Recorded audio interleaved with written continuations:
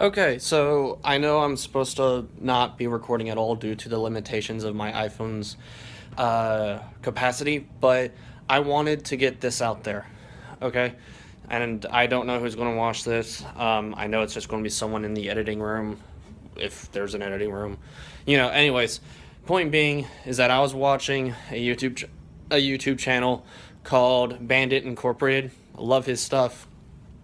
And I thought of a new series that I think we should do um, for whoever is on the team to do the video production stuff, like the Buford and Cletus show and everything else, which is subplots. Like, that's literally what it's going to be about. Movies that everybody likes, either they complain about them or they like them or anything. Like any movie that has a subplot that is really, or a character that's not developed or that people criticize, like, that's perfect. Can't see it. Star Wars. Everyone complains Christian Haydenson was a shitty Anakin Skywalker. Not true. I've seen videos that justify his what they call poor acting, and I think he did good for those reasons, which is that he was a slave, that, resents a lot of things. This is, completely paraphrased and, poorly worded, but he basically had no friends. The reason why the Jedi Council did not want to train him was because he was too old. Reason for that is because Jedis get trained by practically birth so that they can be taught the Jedi code. You don't form attachments. Emotions are to be under control. By the time he was taken into the order, he was like 8 or 9.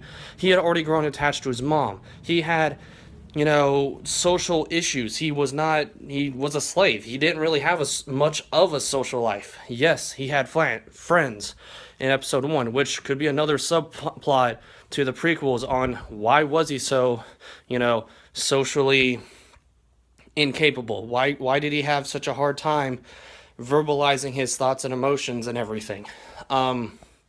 Maybe this goes into the actual show that I'm talking about, of trying to explain subplots into an actual story or something.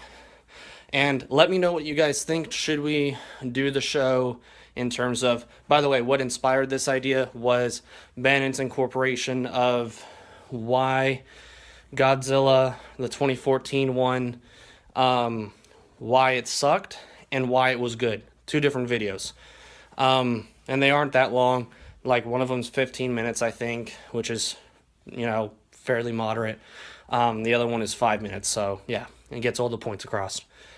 But anyways, so, one of the things was that we have this subplot of the main character, the military soldier guy who, does bomb disarming and everything, and his father was the Brian Krampus character, or however you pronounce his name, and dies, and how he should show some sort of like hatred and everything, and it's pretty much just a subplot in the movie. I think that would be an interesting thing to create almost an entire alternate timeline version of the movie, where if we can figure out how to do that with our own budget of effects, at that point we basically say, okay, this is how this character would have truly been portrayed as a human being. He would have been emotional. He's like, oh, the Motos, they killed my mother, and then they killed my father in front of my face. I'm going to,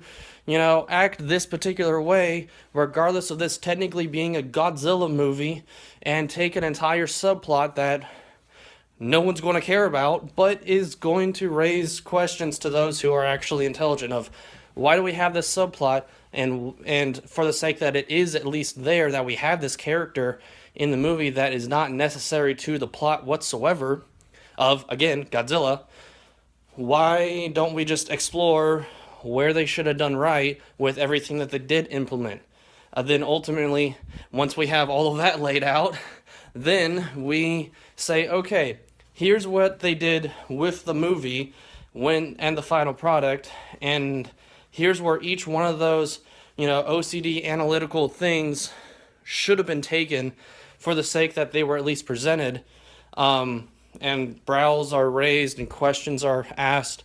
So we at least get those out of the way, and then we say, okay, modern technology, today's day and age, how does a Godzilla movie, to someone who has watched every Godzilla movie ever seen, how and understands what the character is and the creature and what it is as a metaphoric or the nature and whatever else.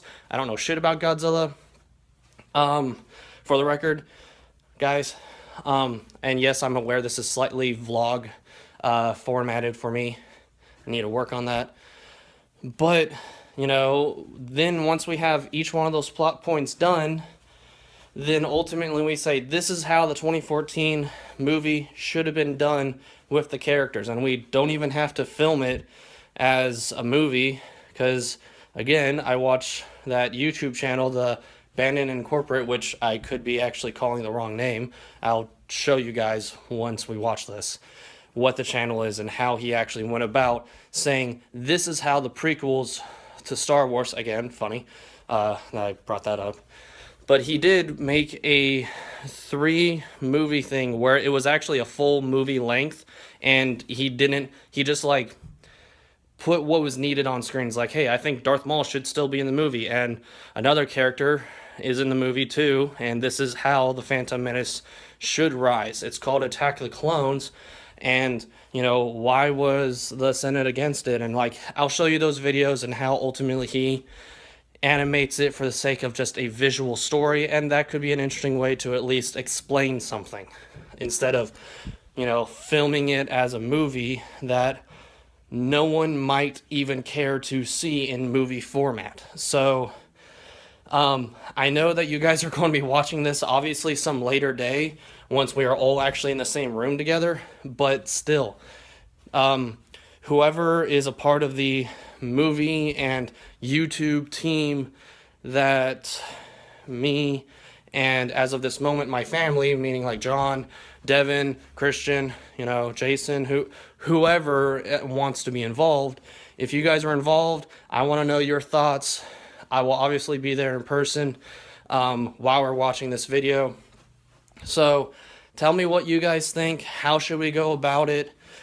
And I don't know, I'm sparked of creativity and curiosity. Should we actually, you know, go through this subplot idea? Because I do find it very interesting, and I know no one, at least on YouTube, I don't think has ever really done something like this. It may not get a lot of views, but it sounds like an interesting idea to at least, you know, try. And who knows, maybe it will be something that we'll be able to make some sort of money on through YouTube or through something else. But anyways, talk amongst yourselves, talk with me, whatever you want to call it. And it's very weird actually trying to talk to somebody who is not physically here. But by the time this is being viewed, it's almost like a movie cliche. It's all like, when you see this, I am already dead, but I am talking to you directly, like if you were actually in front of me. Or Doctor Who, which I do want to get into as of right now. I've not seen all but one episode, which is The Weeping Angels. Time is a wibbly-wobbly thing, and even though I am presenting this in the future through a VCR or DVD player or something like that, I think it was a DVD, you know, he's talking to the main character in the present day, even though he's actually in the future, because he has some script saying, like, what all of her responses will be, which is fascinating. I love it. I don't know my British accent.